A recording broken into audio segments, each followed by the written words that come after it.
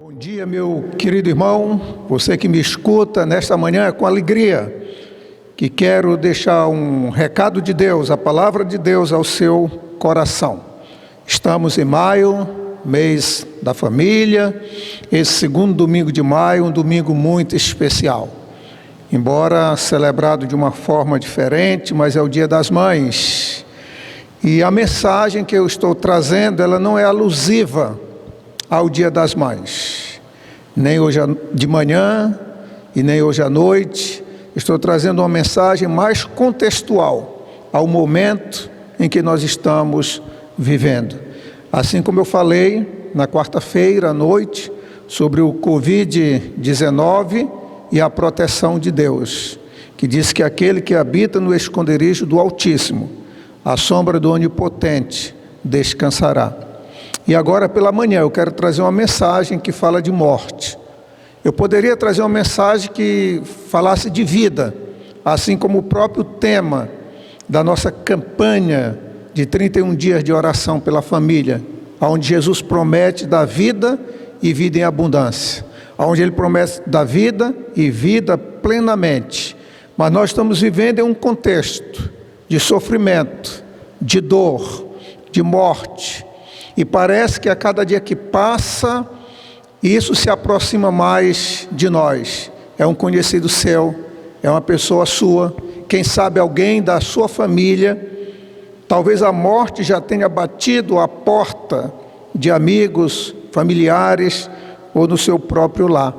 E eu estou trazendo nesta manhã um relato muito conhecido de todos nós, que está no Evangelho de João, no capítulo 11, os versículos de 1 a 25, mas todo o capítulo fala daquele enredo, daquele episódio, aonde o irmão de Maria e Marta, chamado de Lázaro, estava doente. E elas mandaram avisar a Jesus: aquele a quem amas está enfermo.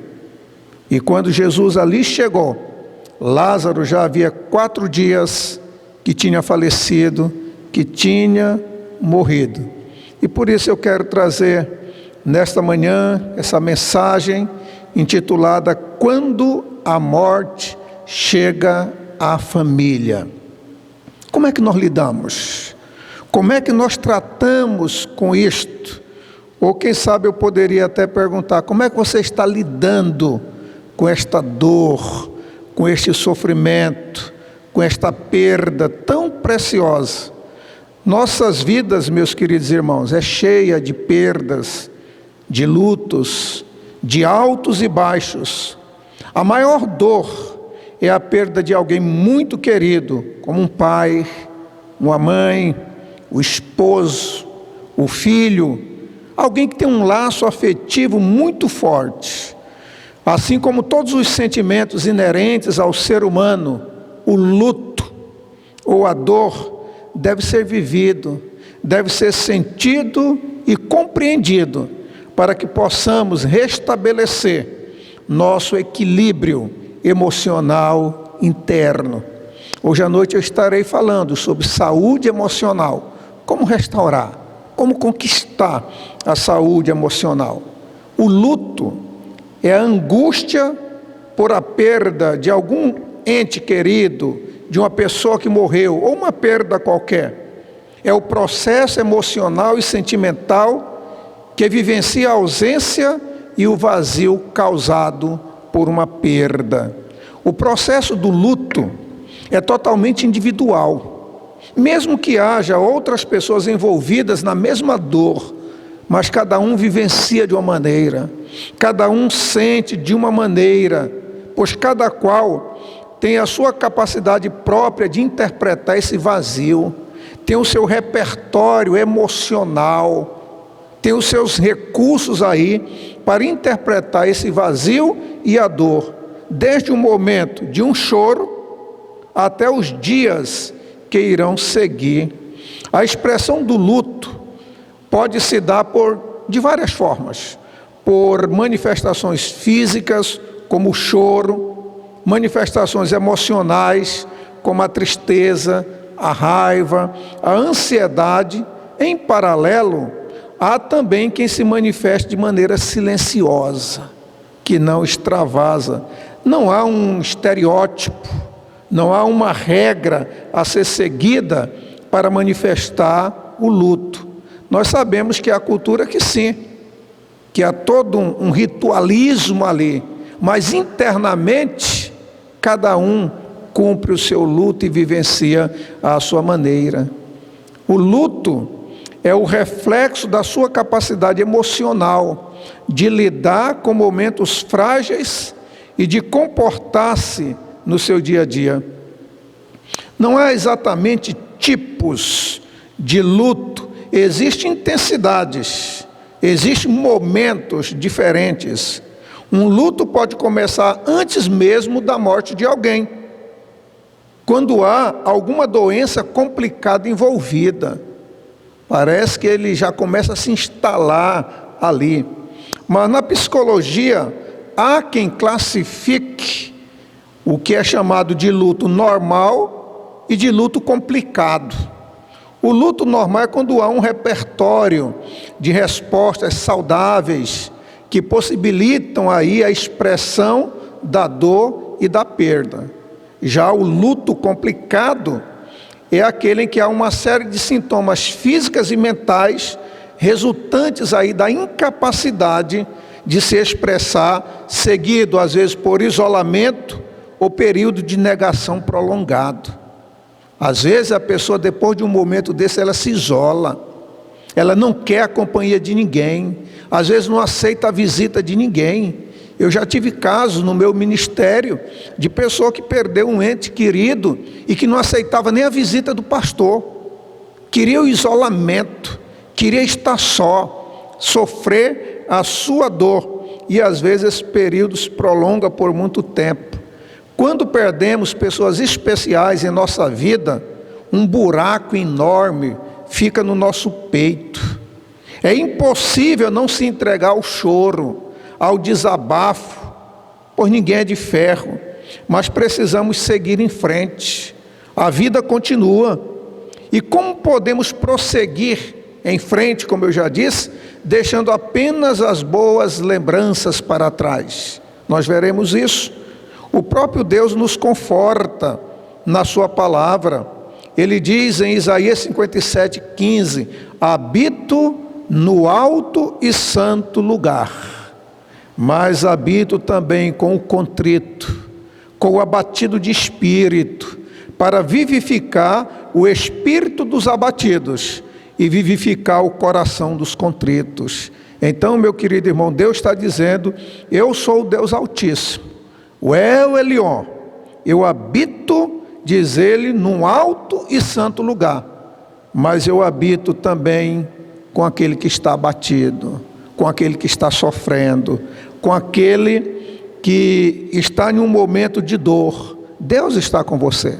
Deus habita com você em todo momento. Só Deus, meu querido irmão, é capaz de consolar, de confortar e de fortalecer no momento do luto. Se apegue a Ele com todas as suas forças neste momento de dor.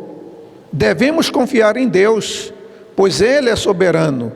E quando nós acreditamos nele, confiamos nele, no Senhor, nós podemos ter o conforto e o consolo. Como diz a palavra de Deus: você não estará pesaroso como os demais que não têm esperança. 1 Tessalonicenses 4:13. De todas as dores da vida, como já disse, a dor do luto parece ser a mais aguda. É uma dor que lateja na alma, que assola a nossa vida. Todos nós, em um dado momento da nossa vida, teremos que enfrentar essa dor. Não existe nenhuma família que escape desse drama. A família de Marta e de Maria estava passando por este momento de dor. Não é fácil ser privado do convívio de alguém que amamos. Não é fácil enterrar um ente querido, ou quem sabe um amigo de peito. Não é fácil lidar com o luto. Talvez você já tenha passado, não só uma vez, mas várias vezes, por esse vale de dor e de sombras. A dor do luto, como disse, dói na alma, aperta o peito, esmaga o coração e arranca lágrimas dos nossos olhos, como arrancou dos próprios olhos de Jesus. A Bíblia diz: vede o quanto ele amava. E a Bíblia diz: Jesus chorou. Para a ciência, a morte é o caminho natural de todos os seres humanos. A ciência vai dizer que a morte é o cessar do pulso e a inatividade cardíaca e cerebral. Mas para o cristianismo, a morte não é o ponto final. Trata-se de uma passagem, é um momento de travessia, na crença de que a vida continuará, mas continuará de uma outra maneira, em uma condição espiritual. Esse corpo que é mortal será revestido de imortalidade, e aí a Bíblia diz que não haverá mais dor, nem tristeza, nem sofrimento. A morte é um estágio e não um fim em si mesma. A promessa bíblica de Cristo, quando diz: eu sou a ressurreição e a vida, quem crê em mim, ainda que morra, disse ele, viverá. Atesta essa verdade. O processo do luto pode diferenciar de pessoa a pessoa. É individual e muito subjetivo. Quem se permite vivenciar esse processo, vive até dar sentido à sua perda. De posse desse sentido, ela consegue superar, mesmo que o que foi perdido ainda lhe falte. A pessoa sabe que não voltará mais, o ente querido que foi, mas ela consegue superar. Passar pelo ritual do funeral também ajuda na aceitação. Agora, nós estamos vivendo um momento em que muitas famílias são privadas de passarem por esse ritual do funeral, por conta da condição da pandemia em que nós estamos vivendo. Vi agora recentemente ali em Juruti, em que morreu uma pessoa suspeita de coronavírus, e ela foi enterrada sem ter o funeral, como é costume fazer. E aí, alguns dias depois, poucos dias, saiu o resultado e foi confirmado que a pessoa não estava com coronavírus. E o que foi que a família fez? Desenterrou e fez o funeral. Levou o corpo para a igreja, fez um culto, cantaram. Talvez não fosse preciso isso, porque o corpo, se a pessoa tem Cristo, ele sai e já parte para estar com o Senhor. Desde agora, bem-aventurados que desde agora descansam no Senhor, morrem no Senhor. Mas o ritual do funeral, como eu disse, ajuda nessa transição, na aceitação da morte. Você vai ver o corpo da pessoa que foi tão querida descer à sepultura. Isso dá uma sensação de trabalho cumprido, de trabalho realizado. Quando acontece de alguém morrer e não poder ser identificado e sepultado, há um sofrimento maior, há uma comoção maior, uma comoção geral. Isso às vezes acontece em tragédias de avião, que não encontra os corpos, e fica aquela dor, aquele sofrimento. A pessoa queria dar, pelo menos na despedida, um momento digno, e não consegue fazer isso. Os rituais de funeral, a despedida, o culto religioso, a palavra do pastor naquele momento, o momento de fechar o caixão, a descida à sepultura, o jogar para alguns um punhado de terra ou uma flor sobre o esquife, até o momento quando a sepultura é lacrada, são importantes para ajudar a enfrentar esse momento triste. Mas talvez a lição mais importante que possa ser tirada do luto é o de valorizar o momento da vida, fazendo as escolhas certas, optando por amar, perdoar e buscar a Deus, o autor da vida. Eclesiastes 7:2 diz: melhor é ir à casa onde há luto do que à casa onde há banquete, porque naquela está o fim de todos os homens, dando a ideia de que todos vamos morrer. E os vivos aplicam isso ao seu coração. E no verso 4 do mesmo capítulo 7 de Eclesiastes diz: o coração dos sábios está na casa do luto, na casa onde há morte, mas o coração dos tolos na casa da alegria, na casa do banquete. Na visão do escritor de Eclesiastes, a morte ensina sobre a vida. E é em momentos de luto que aprendemos o valor da vida, que percebemos que ela é tão curta. O período do luto é favorável para uma reflexão sobre a importância do existir, da família, do próximo, daquele com quem nós convivemos. A vida não valeria a pena, e aí muitos a praticam a própria morte, porque a vida já não lhe faz mais nenhum sentido, se não fosse o prazer de viver e o convívio com as pessoas com quem nós amamos. A morte, meu querido irmão, ela é real, porém não se pode perder de vista a promessa contida na Bíblia, de que haverá um dia em que todas essas coisas passarão, e haverá um novo tempo aos filhos de Deus. A Bíblia diz: ele enxugará dos seus olhos toda lágrima, não haverá mais morte, nem tristeza, nem choro e nem dor. Apocalipse 21, 4. Luto é o que acontece com quem fica depois da morte. E é importante entender o luto, como eu disse, como um ritual de passagem. Luto é o que acontece com quem fica depois da morte. Como fica a esposa? Como ficam os filhos? Quais os sentimentos? E aí, olhando para o luto como um ritual de passagem, esse ritual, existem momentos, existem estágios que precisam ser vivenciados. A biologia define a vida em ciclo. Ela fala do ciclo da vida em 4 estágios: nascer, crescer, reproduzir e morrer.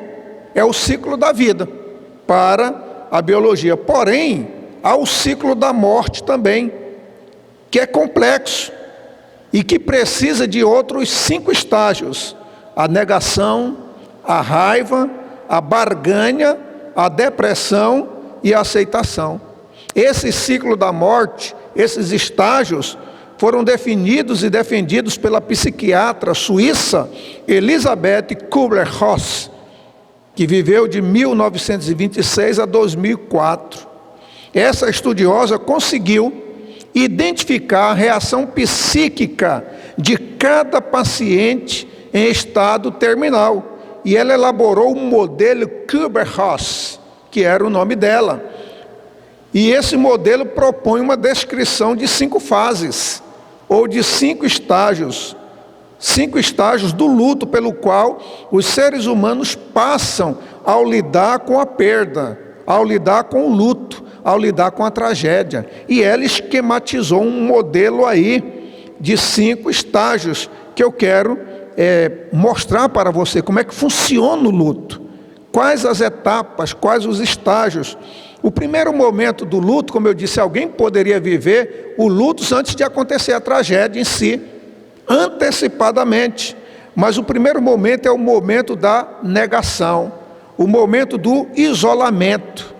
A negação e o isolamento são mecanismos de defesas temporários do ego contra a dor psíquica diante da morte. Não pode ser, não é possível. Como isso foi acontecer tão cedo? Porque comigo, a intensidade e a duração desses mecanismos aqui, da negação e do isolamento, vai depender de como a própria pessoa que sofre, ou as outras pessoas ao seu redor, são capazes de lidar com essa dor. Em geral, a negação e o isolamento, eles não persistem por muito tempo. Passa logo. O impacto inicial da notícia, onde pode ocorrer uma paralisação na pessoa e ela não conseguir dar seguimento a pensamentos. Também é comum nessa fase que se tente negar o ocorrido, não acreditando na informação que está recebendo. E às vezes a pessoa diz assim: a ficha ainda não caiu. E como lidar com esse momento? Esta é a fase em que tanto a pessoa, que a gente chama de paciente, quando ainda em vida, essa fase já pode acontecer, e também o enlutado, ele se encontra em estado de choque e bastante entorpecido pela situação. Geralmente a pessoa se pergunta como ela pode continuar, e se pode continuar, quais os motivos que ela tem para seguir em frente, entre diversos outros questionamentos que a pessoa busca, para justificar aquele momento de dor e de sofrimento, Ou seja, é uma forma de passar por cada dia. E agora, o que vai ser da minha vida? Depois tem um segundo estágio, que é o chamado de raiva. Por causa da raiva que surge devido à impossibilidade do ego manter a negação e o isolamento. Porque é um momento temporário aí. Então os relacionamentos se tornam problemáticos e todo o ambiente é hostilizado pela revolta de quem sabe que vai morrer ou de alguém que perdeu um ente querido. Junto com a raiva também surgem sentimentos de revolta, inveja, ressentimento, porque logo na minha família, porque tanta gente pior que poderia ter ido, e logo meu pai, logo meu esposo. Então a pessoa começa com esse momento aí de raiva, de revolta. Nessa fase, a dor psíquica do enfrentamento da morte se manifesta por atitudes agressivas, atitude de revolta. Por que comigo? A revolta pode assumir proporções quase paranoides, doentias. Com tanta gente ruim, como eu disse, a pessoa vai verbalizar aí para morrer, porque o meu parente, porque essa pessoa que eu amo, eu que sempre fiz o bem, sempre trabalhei de maneira honesta, por que comigo? Como lidar neste momento aí? Para lidar com essa fase 2 do luto, que é a raiva, o primeiro passo que a pessoa deve dar é no sentido de entender que esse estágio faz parte e que é verdadeiramente necessário dentro do processo da cura. É normal. Assim, o que o indivíduo deve fazer é se dispor a sentir raiva. É o seu momento. Ninguém vai lhe privar dele. Mesmo que no momento em que ela surgir, tenha-se a impressão de que ela nunca vai passar. Mas este momento vai passar. Este momento de raiva, de revolta, ele passará. Aí virá um terceiro momento. Esses estágios e esses ciclos que eu estou colocando aqui, não significa que todo mundo que passa uma dor, um problema, aí vai ter que passar por todos esses estágios. Ou alguém que perdeu um ente querido vai ter que passar por todos eles. Ou que venham todos nessa sequência. Mas são momentos que a pessoa vai vivenciar. O terceiro estágio é o da barganha. Então, deixados de lado a negação, o isolamento, e percebendo que a raiva também não resolveu, a pessoa então entra nesse terceiro estágio, a barganha. A maioria dessas barganhas, ela é feita com Deus, e normalmente mantidas em segredo. Vamos supor, a pessoa recebe um diagnóstico de que está com uma enfermidade mortal. Vai morrer, é o diagnóstico. E aí ela começa, depois de passar por aqueles estágios da negação, do isolamento, da raiva, ela começa agora a fazer barganha com Deus. Senhor, se tu me curares, se tu fizeres isso. Ou então se a pessoa também, que perdeu alguém, um ente querido, ela vai fazer agora essa barganha com Deus. Como dificilmente a pessoa tem alguma coisa a oferecer a Deus, além de sua vida, e como este parece estar tomando-a, por exemplo, uma pessoa que recebe um diagnóstico, vai morrer, ela pode passar por esse momento. O mais precioso dela é a vida, e parece que Deus agora está tomando a vida dela. Então essa pessoa faz barganhas na característica de súplicas, suplicando a misericórdia de Deus, o favor de Deus, a penitência, a piedade, aumenta mais na vida dessa pessoa. Como lidar? A forma de lidar com as situações e sentimentos trazidos nesta fase aqui de barganha é tomar consciência de que neste momento surgirá uma infinidade aí de declarações que vão sempre permear e se. É a intenção da pessoa de voltar no tempo. Ah, se eu tivesse feito isso. Ah, se eu tivesse outra oportunidade. Ah, se na tentativa de encontrar uma forma de impedir que o pior aconteça, ou de reverter o que já de fato aconteceu. E aí vem a penúltima fase, que é a fase da depressão. A depressão acontece quando o paciente toma consciência de sua debilidade física, quando já não consegue negar suas condições de doente, quando as perspectivas da morte são claramente sentidas. E, evidentemente, trata-se aí de uma atitude evolutiva. Negar não adiantou, agredir e revoltar-se também não, fazer barganhas também não resolveu. Surge então um sentimento de grande perda. É o sentimento e a dor psíquica de quem percebe a realidade nua e crua, a carranca da própria morte, como ela realmente é. É a consciência plena de que nascemos e morremos sozinhos. Aqui, a depressão assume o quadro clínico mais típico e característico: desânimo, desinteresse, apatia, tristeza, choro. E como lidar nesse momento?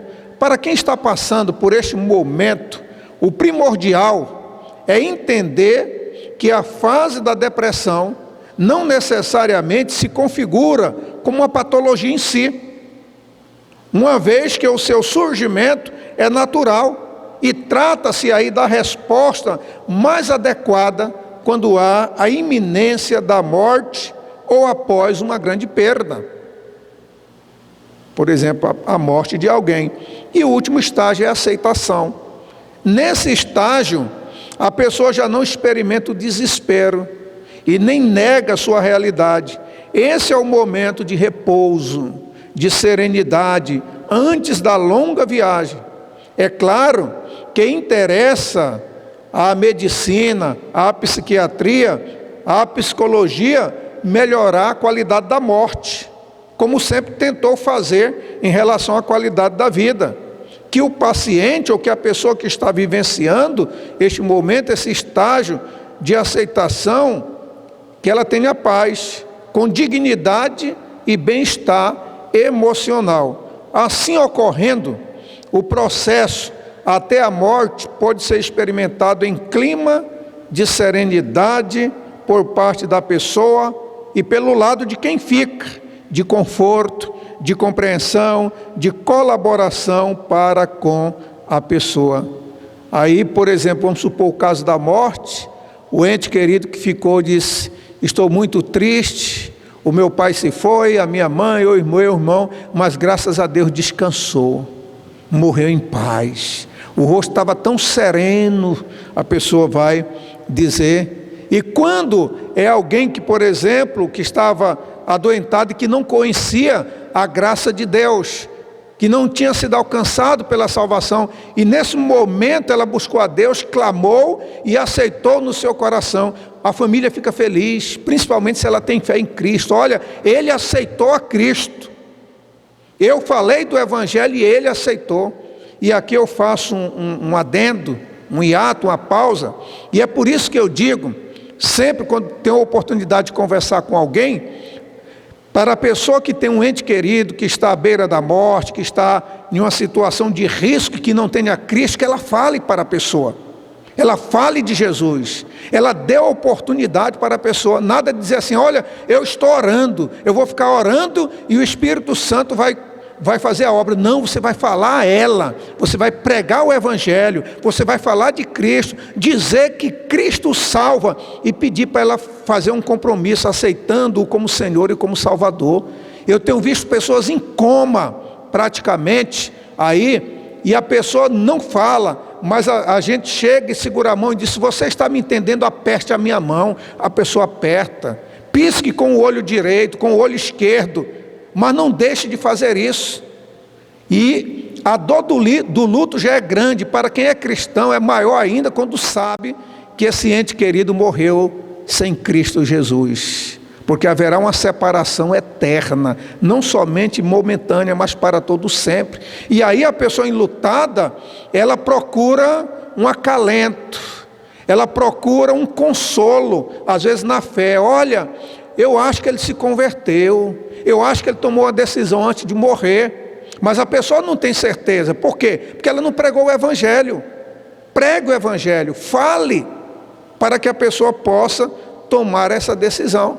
Mas não permita que isso daí também venha aumentar a sua dor e o seu luto, porque você não pode mais fazer nada também depois que a pessoa partiu. Você poderia ter feito antes. Se foi o seu pai, vamos supor, morreu com 80 anos e você já tem 50, você teve 50 anos para fazer isso daí. Mas como lidar com este momento aí, com a fase de aceitação? Isso tem a ver com perceber que a realidade de estar indo ou de ter perdido alguém fisicamente, ela agora é permanente. A pessoa morreu, a pessoa se foi. Isso não quer dizer que se deva gostar ou que a pessoa passará bem por ela o tempo todo.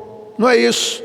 Mas que ocasionalmente esta será aceita, uma vez que, conforme o tempo vai passando, se aprende a conviver com isso. É provável que tenha alguém que me ouça nesta manhã, que tem enfrentado uma situação como esta, não há muito tempo, mas a dor está passando, está aprendendo a conviver com esta situação, com a perda, com a dor.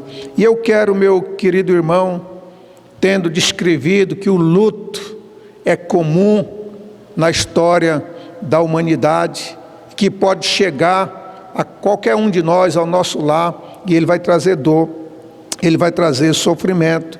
Mas neste momento você pode encontrar em Cristo, em Jesus, o consolo e esperança. Jesus é a nossa fonte de consolo e é a nossa fonte de esperança. Nós devemos viver o luto sem máscara. Nós não podemos mascarar os sentimentos. No episódio da morte do amigo Lázaro, Jesus manifesta seus sentimentos por ele e por suas irmãs, Maria e Marta. Devemos viver bem e sem mascarar nenhum sentimento ou momento que possamos estar vivendo. Viva esse momento. Enxergue-se como parte de um todo e não como o centro de tudo. Viver com sabedoria é reconciliar conosco e com toda a nossa história, como uma grande história da iniciativa amorosa de Deus, harmonizando aqui corpo, alma, psíquico e espírito. Disse Jesus: eu sou a ressurreição e a vida. Quem crê em mim, ainda que morra, diz a Bíblia, viverá. Este episódio de João 11 aconteceu na última semana do ministério de Jesus aqui na terra, antes dele ser preso e morto na cruz. Seu propósito, registrado aqui, foi despertar fé nos salvos e a fúria definitiva nos inimigos, porque procuraram matá-lo. O mesmo sol que amolece a cera, endurece o barro. O mesmo mover de Deus que produz fé, uma morte, por exemplo, pode produzir fé em alguém. Eu já vi casos de pessoa que se converteu depois da morte de alguém, que não chegou a ver o resultado de suas orações, mas no momento da dor, do sofrimento, essa pessoa se converteu. Então o mesmo mover de Deus que produz fé e quebrantamento em alguns, pode provocar o endurecimento, a incredulidade e a fúria de outros. Então alguns podem ser alcançados neste momento de dor, de sofrimento, pela graça de Deus, e outros, pelo contrário, ficarem às vezes até revoltados contra o próprio Deus. Por causa desse milagre, Jesus seria morto. A hora havia chegado e Jesus estava pronto para enfrentá-la, mesmo sabendo que ele corria o risco de ser preso e de ser morto, ele se importou e atendeu o pedido de seus amigos. Vamos ver como que esse episódio se desenvolveu. Nos versículos de 1 a 6 do capítulo 11 aí, nós vemos o amor de Jesus. Jesus aqui mostra o seu amor, e João, ele vai mostrar o cenário do milagre. Ele vai falar da doença de Lázaro, ele vai falar da comunicação desse fato a Jesus. As irmãs mandaram dizer. Maria e Marta são mencionadas aqui como se já fossem conhecidas do leitor, lá em Lucas 10, de 38 a 42. Mas Lázaro, ele precisa de apresentação, porque seu nome não aparece na narrativa de Lucas. A menção do amor de Jesus por Lázaro foi uma espécie de apelo em si mesmo, ainda que delicado. Está enfermo aquele a quem amas. E quando Jesus recebe a notícia, ele diz: esta enfermidade não é para a morte. Ora, no exato momento em que falava, Lázaro já estava provavelmente morto. Verso 39. Essas palavras pertencem a um significado mais elevado, associado com a glória de Deus, a qual é também a glória do Filho. Uma ressurreição demonstraria essa glória, uma revelação do poder divino, melhor do que a restauração de um doente. Às vezes, quando alguém está doente, e muitas vezes o doente não conhece a Cristo, e morrendo não terá a vida eterna, pede-se oração pela cura do corpo. Mas Cristo disse: essa doença, essa enfermidade não é para a morte. Mas Lázaro morreu fisicamente.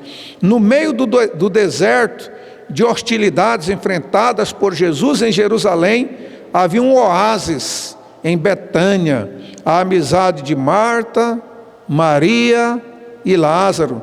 Jesus se hospedara na casa deles. Esta casa era um segundo lar para Jesus. Agora essa família está enfrentando aí um grave problema, uma enorme aflição.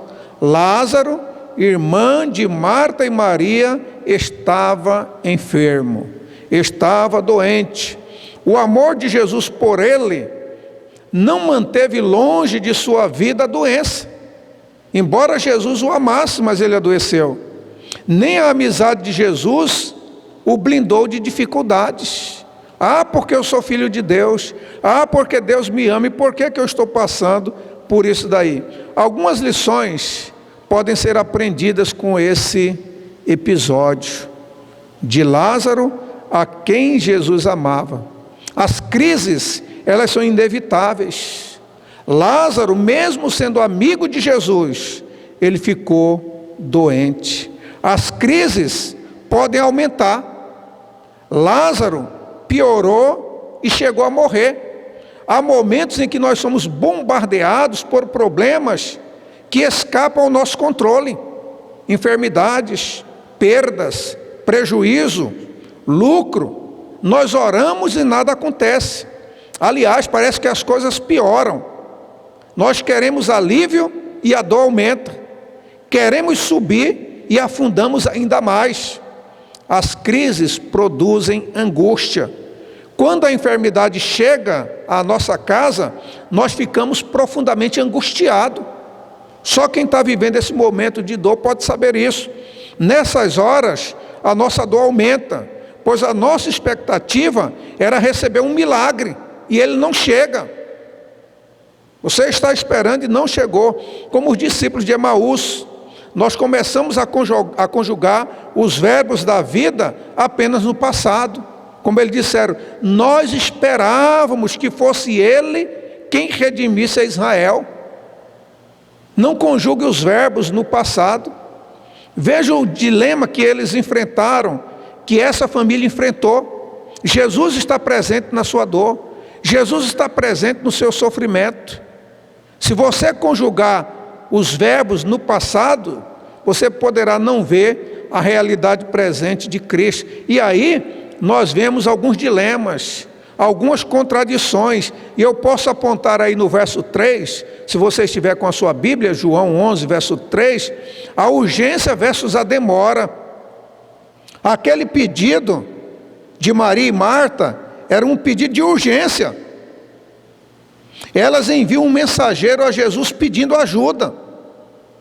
Apenas lhe informam que aquele a quem Jesus ama estava enfermo, mas nada mais era necessário acrescentar, apenas disseram isso, pois quem ama tem pressa em socorrer a pessoa amada.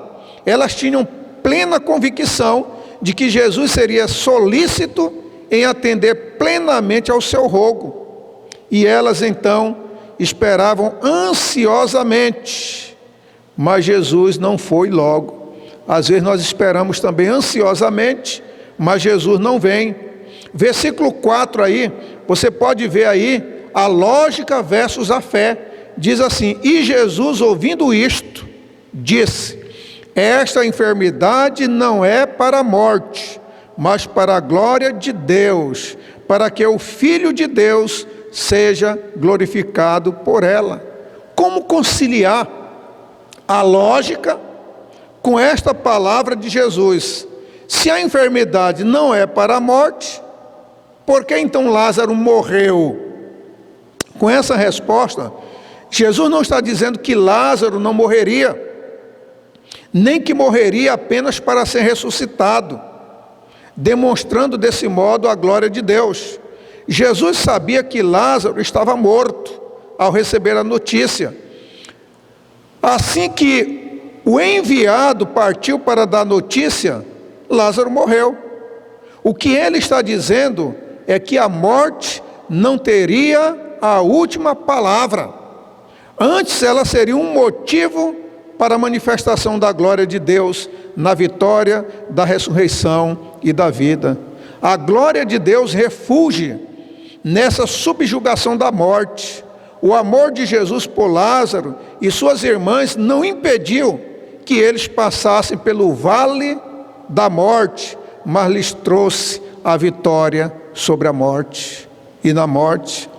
Quando a tribulação assedia um crente, é perigoso afirmar que o seu propósito é algum benefício ou que o seu motivo é alguma bênção futura.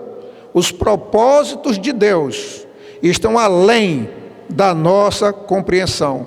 O sofrimento é um mistério que nem sempre nós podemos desvendar, mas é absolutamente certo que para um amigo de Jesus, que para um discípulo, que para alguém que depositou a sua fé nele, o resultado do sofrimento será um bem eterno, alguma manifestação da glória de Deus. Vemos aí também o conflito entre amor versus sofrimento.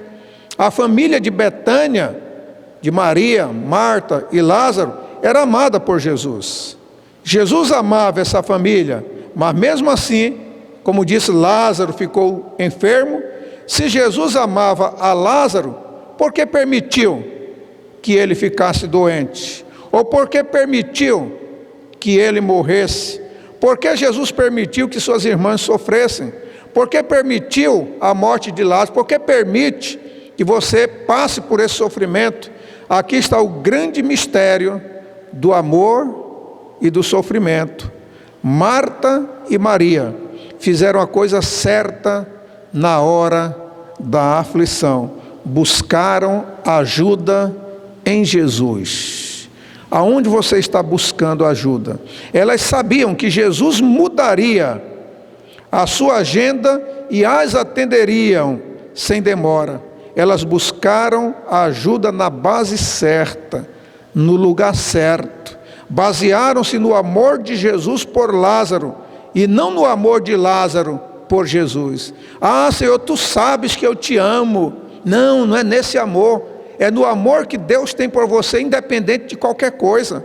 Deus lhe amou. Quando a Bíblia diz, quando nós éramos ainda pecadores, Ele nos amou. Então Maria apelou para o amor de Jesus a Lázaro e não para o amor de Lázaro a Jesus. Às vezes alguém diz: ó Senhor, veja como ele é um crente fiel, ele tem servido tanto na tua igreja, ele tem feito tanta coisa assim, ele é um pastor, Senhor, e por que está passando isso? Não é o seu amor, é o amor que Deus tem por você, que é acima de todas as coisas. Hoje nós dizemos: Jesus, aquele a quem amas está com câncer. Jesus, aquele a quem amas está se divorciando, é uma dor, é um sofrimento. Jesus, aquele a quem amas está desempregado. E por que Jesus não curou Lázaro à distância? Ele poderia curar à distância. Jesus poderia ter impedido que Lázaro ficasse doente, e também poderia ter curado da onde ele estava. Ele já havia curado o filho de um oficial do rei à distância. O capítulo 4, de 46 a 54. E por que não curou seu amigo a quem amava? A atitude de Jesus parece contradizer o seu amor. Alguns judeus não puderam conciliar o amor de Cristo com o sofrimento desta família em Betânia, verso 37. Eles pensaram que amor e sofrimento não podiam andar juntos, e às vezes andam de mãos dadas. Amor e sofrimento, às vezes é um casal perfeito ou constante. O fato de sermos amados por Jesus não nos dá imunidades especiais, não. O pai amava o filho, mas permitiu que o filho bebesse o cálice do sofrimento e morresse na cruz em nosso lugar. O fato de Jesus nos amar não nos torna filhos prediletos. O amor de Jesus não nos garante imunidade especial contra tragédias, contra mágoas, contra dores. Nenhum dos discípulos de Cristo teve morte natural. Todos eles foram mortos através de situações muito difíceis. Jesus não prometeu imunidade especial, mas imanência especial. Então ele não prometeu imunidade especial, ele prometeu imanência especial. Ele nunca nos prometeu uma explicação, ele prometeu a si mesmo, aquele que tem todas as explicações. Então é uma imanência especial. Jesus está com você, Deus está com você na dor, no sofrimento, mesmo que você não tenha explicações, mas você tem aquele que sabe todas as coisas e que tem todas as explicações, o grande eu sou. No verso 6 e no verso 39 aí do capítulo 11, nós vemos a necessidade versus demora. Nota-se aí que o amor de Jesus por essa família aqui, essa família que estava sofrendo aí, ele demorou. Foram 4 dias quando Jesus chegou lá. A ideia é de que a pessoa saiu de Betânia para ir até onde Jesus estava, demorou 1 dia. Jesus recebe a notícia ali, aí demora mais 2 dias, e quando ele volta para Betânia, ele demora mais 1 dia, e isso faz 4 dias. Então, provavelmente, foi assim que aconteceu.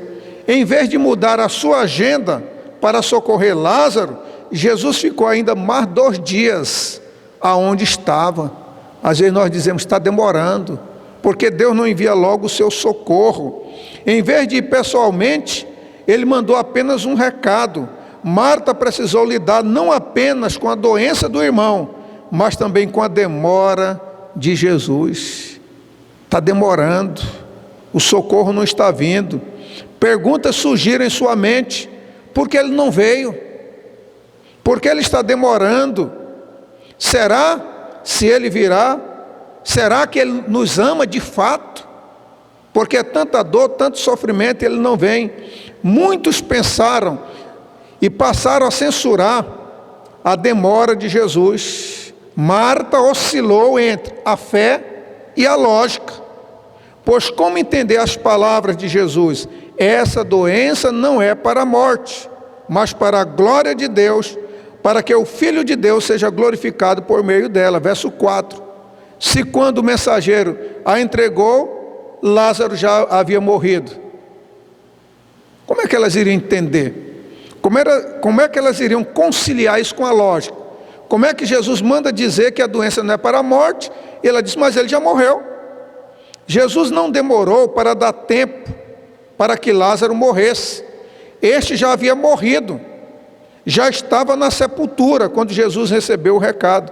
O Senhor chegou a Betânia no 4º dia, versículos 17 e 39. E como eu disse, um dia gastou na viagem para aqueles que levaram a mensagem, 2 dias que Jesus passou depois que recebeu a mensagem, e mais um dia depois que Jesus sai para chegar lá. Ele sabia que Lázaro estava morto.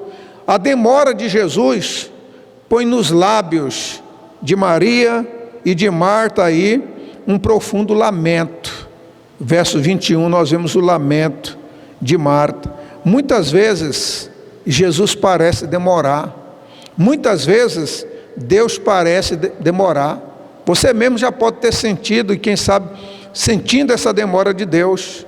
Deus prometeu um filho a Abraão e a Sara, e só cumpriu a promessa 25 anos depois.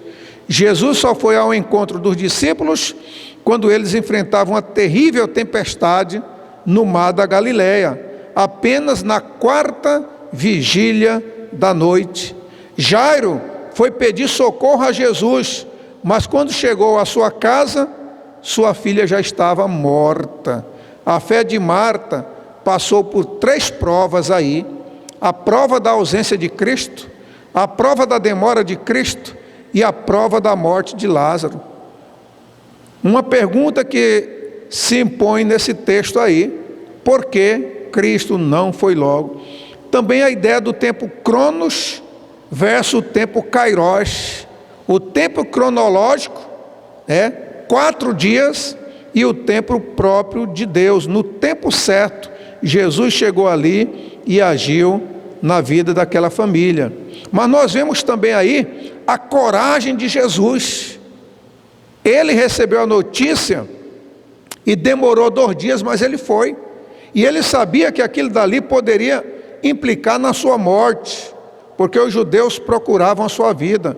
Havia uma ameaça real. O versículo 7 e o versículo 8 mostram isso daí, que eles tentavam tirar a vida de Cristo Jesus. Mas Cristo tinha um propósito real. Os versículos de 11 a 15. Jesus comunicou a seus discípulos a morte de Lázaro e a disposição de ir lá a Betânia para ressuscitá-lo. Os discípulos não entenderam a linguagem de Jesus, e o Senhor explicou aí. Jesus explica que a aparente demora tinha um propósito para fortalecer a fé deles. Nesse contexto, crer significa tirar o olhar de nós, de todas as nossas possibilidades e esperanças, e dirigir o nosso olhar para Cristo. E aí nós vemos a promessa de Jesus. Ele diz: eu sou a ressurreição e a vida. Quem crê em mim, disse ele, ainda que morra, viverá. Somente Jesus, meu querido irmão, possui a capacidade de consolar por ocasião da morte, pois só Ele é a ressurreição e a vida. Como Marta tinha uma personalidade sanguínea, ela saiu ao encontro de Jesus, enquanto Maria ficou em casa com os amigos. E aí, eu finalizo destacando alguns pontos aí. Nós vemos a decepção versus a morte. Aí, diante da morte, ela disse assim: se tu estiveras aqui, o meu irmão não teria morrido, mas o corpo já cheira mal, já está com 4 dias, o passado versus o futuro. Se tu estiveras aqui, mas Jesus estava lá. Ela lançou para o passado e Jesus traz para o presente. Ela ficou oscilando entre o passado e o futuro. Quando Cristo diz, Ele há de ressurgir, ela jogou para o futuro. Sim, Ele vai ressurgir na ressurreição do último dia. E Cristo disse, não, eu sou a ressurreição, eu sou a vida. Às vezes, em um momento como este, nós também oscilamos entre o passado e o futuro. Ah, se eu tivesse feito isso. Ah, se nós tivéssemos levado antes para o hospital. Ah, se nós tivéssemos tomado tal providência. E às vezes ficamos nos penitenciando. Marta oscilou entre o passado e o futuro. Se estiveras aqui, Cristo diz: eu sou a ressurreição. Ele vai ressurgir. E ela joga para o futuro na ressurreição do último dia. Precisamos, meu querido irmão, crer hoje. Você precisa crer em Jesus. Jesus não é o grande eu era. Ele é o grande eu sou. Ele não é e nem será o grande eu serei. E nem o grande eu era. Marta oscilou entre o grande eu era, se tu estiveras aqui, e o grande eu serei. Ele há de ressurgir no último dia. Mas Jesus afirmou que ele é o grande eu sou. Eu sou a ressurreição. Eu sou a vida. Marta afirma a sua fé em Jesus. Marta confirma a sua fé inabalável em Jesus, confessando que ele é o Cristo, que ele é o Filho de Deus, que haveria de vir ao mundo. Eu creio, Senhor, que tu és o Cristo, que tu és o Filho de Deus, que haveria de vir ao mundo. Marta precisava de consolo intelectual, enquanto Maria precisava de consolo emocional. E aqui, meu querido irmão, eu finalizo a minha mensagem. Talvez algumas pessoas estão precisando de consolo intelectual, de explicação intelectual. Por que isso? Por que aquilo? Por que tal coisa? Por que está acontecendo comigo? O que eu quero lhe dizer, se você está precisando de um consolo intelectual, talvez você não tenha todas essas respostas, mas você tem alguém que está do teu lado, que tem todas elas. Ele está com você, na dor, no sofrimento. O Salmo 23 diz: o Senhor é o meu pastor, nada me faltará. Ainda que eu ande pelo vale da sombra da morte, eu não temerei mal algum, porque tu estás comigo, a tua vara e o teu cajado me consolam. Deus lhe consola neste momento de dor, de sofrimento. Ele está com você. Mas tem muita gente que está precisando de consolo emocional. E à noite eu vou concluir esta mensagem. Primeiro, trazendo como superar. Eu só falei hoje do luto, do sofrimento, da dor, e afirmando que Jesus Cristo está com você em todo este momento, para lhe dar esperança e para lhe dar consolo. Mas à noite eu quero apontar algumas ideias, algumas dicas, alguns caminhos, algumas maneiras como você pode superar, sair desse estado de dor, de luto, de sofrimento e alcançar o equilíbrio ou a saúde emocional. Se você conhece alguém que esteja atravessando, que esteja nessa travessia do luto, por ter perdido alguém, ou por ter alguém enfermo, e também precisando do equilíbrio emocional, da saúde emocional, convide essa pessoa para hoje à noite escutar a mensagem de Deus, a palavra de Deus, falando sobre saúde emocional. Deus nos abençoe. Deus abençoe a sua vida. Ore comigo neste momento. À noite eu farei uma intercessão, um clamor pelas famílias, pelos lares, pelas pessoas que estejam sofrendo. Mas neste momento a minha oração é apenas pedindo a graça de Deus, a força de Deus e o consolo de Deus para você neste momento. Pai bendito, em nome de Cristo Jesus, eu quero agradecer, porque mesmo passando pelo o ciclo, os estágios do luto, em qualquer estágio em que nós estivermos, em qualquer situação em que nós nos encontremos, o Senhor está conosco, o Senhor nos consola, o Senhor nos conforta, derrama graça neste momento, derrama esperança, derrama consolo e derrama alegria em nome de Jesus. Retira a tristeza, ó Deus, retira o sofrimento. Permita, meu querido irmão, neste momento, a Jesus tirar o sofrimento, a dor, a tristeza e a angústia. Se aproxime dele. Ele diz a você: vinde a mim, você que está cansado, sobrecarregado e oprimido, e eu aliviarei. receba o alívio de Jesus, o socorro de Jesus, agora.